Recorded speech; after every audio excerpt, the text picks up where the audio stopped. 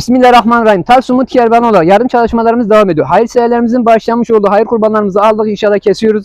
Rabbim bu hayırda emeği geçen hayırseverimizden evveden razı olsun inşallah. Rabbim ne dertler ne sıkıntılar varsa gidersin inşallah. Selam ve duayla Umut Kervanı Tarsus. Buyur hocam.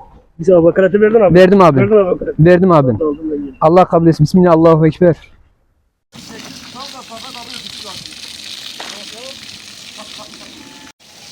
Allah kabul etsin. Rabbim hayırseverlerimizin ne derdi ne sıkıntı varsa gidersin inşallah. Rabbim yerine ulaştırmayı nasip etsin.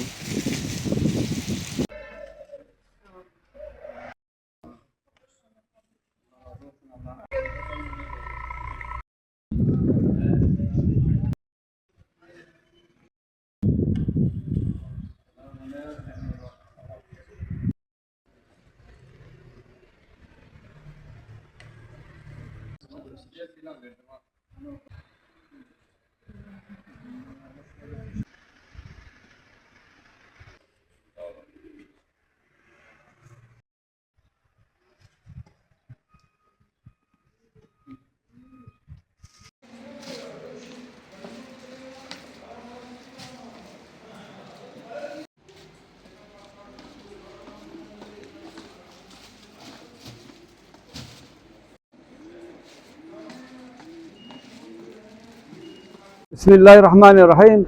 Tarsus Umut Kervanı olarak yardım çalışmaları devam etmektedir. Hayırseverlerimiz bizlere bağışlamış oldukları adak kurbanlarımızı kestik. Bir kısmını derneğimize dağıttık. Kalan kısmını şimdi ihtiyaç sahibi ailelere dağıtmak için yola çıkacağız.